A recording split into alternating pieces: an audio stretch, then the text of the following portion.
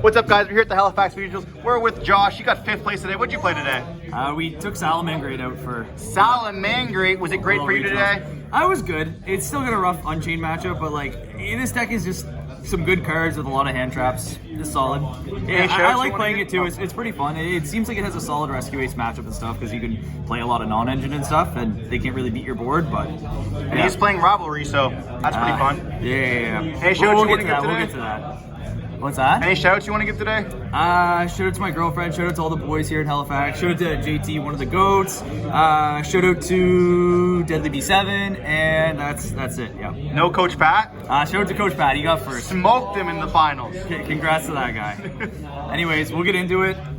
We just played 3 Gazelle, 3 Fire, just maxing out on all the good salad starters. This one is a good starter to have and stuff. It's gonna eat hand trap. It's gonna let you get this guy to not get impermanent Bailered. Like you gotta max out on these kind of cards, especially when you're playing so much non-engine in your deck. You need to see starters, and being able to use this as an extender versus a starter is much better. Do you ever find yourself siding out a Fire, or like this is a perfect engine for you and you want to maximize with the 6? I usually don't side these out because I'm trying, like post side, I'm putting in even more non-engine in most cases to be able to help like play through boards. So I want to pair that with a starter. Like if you just draw a non-engine plus a spinny or something, it's not good enough. So aside from that, we played 2 Foxy, 2 Spinny. I was cutting a lot of the engine down to be able to fit as much non-engine as I wanted to play in this in.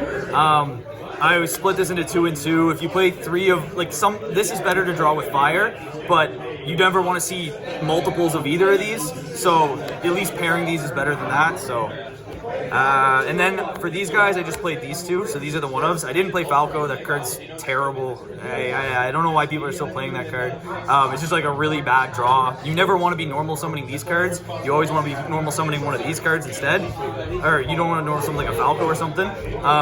These cards are just very good. Weasel and Jaguar. More salad cards. We played 3 Circle, 3 Mining. Again, I wanted to max out on the starters and being able to get to Gazelle. How do you feel about mining this format? Man, like, you gotta play. Like, you need to max out on. There's only 12 copies of your like good starters here, and if you don't, you need to have some access to these cards.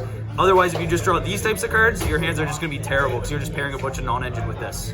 So I think you do need to play it so that you can get a hand of a starter plus like Gazelle, the Sanctuary, and then just one of each trap. I also didn't play Desires or anything in this. I just played the minimum amounts of the bat cards. Then for non-engine, hand trap overload over here. Yeah. We played 3 Ash, 3 Nib, 3 Droll, and then the effect negating cards, 3 Veiler, 3 Imperm, and 2 Mourner. And then lastly, I played 2 Fenrir.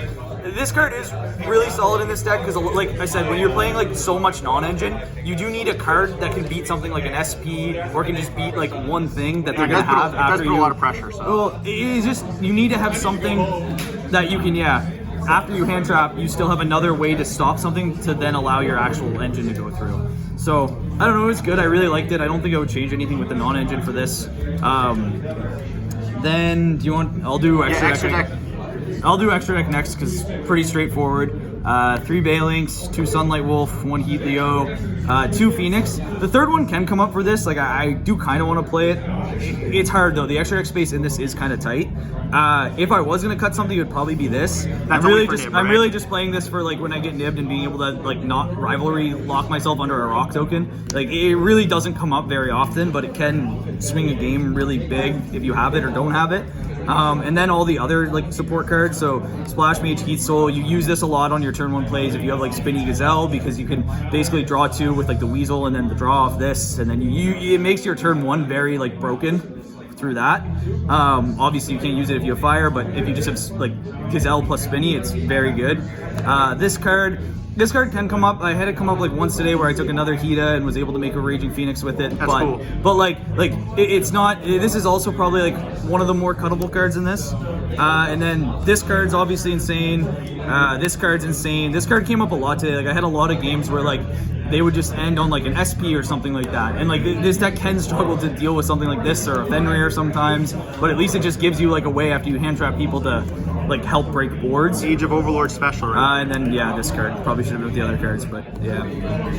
Then onto the side deck. 3 Druisworm. It was between this and DD Crow, but I wanted to have a card that was better versus Unchained because going second into Unchained is very difficult for this deck, and this is a bit better into that. Plus, it's better versus like Dragon Link 2, which is kind of popular around here. So, wanted to do that over DD Crow. Then these 3 cards. These 3 cards, this card slot is just for post side going second. Like I said, this deck does struggle. One storm.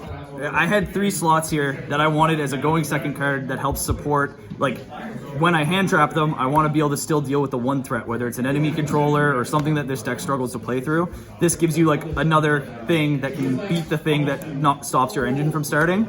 So, these were the 3 slots I decided on. There was a couple different options that I was thinking, but these were all very, like, solid. And then I decided a bunch of going first cards that helped me not lose to Nib. So I just played 3 Crossout, 3 Rivalry, 3 Gozen. The idea behind this is you just need to open like one of these cards and then you're not going to lose to Nib. This one's obviously the worst one because it can still turn into a grind game, but at least with these cards, like your goal is you're just trying to weasel people anyways and then lock them with one of these 2 cards. It just beats everything basically. So it's you have to do this in this deck because this deck's so weak to Nib and these cards are just insane. So fair enough. Well, congratulations on topping once again. Unfortunately not top 4, but what can you guys do? And hopefully we'll see you again next time. Thank you, sir. Take care.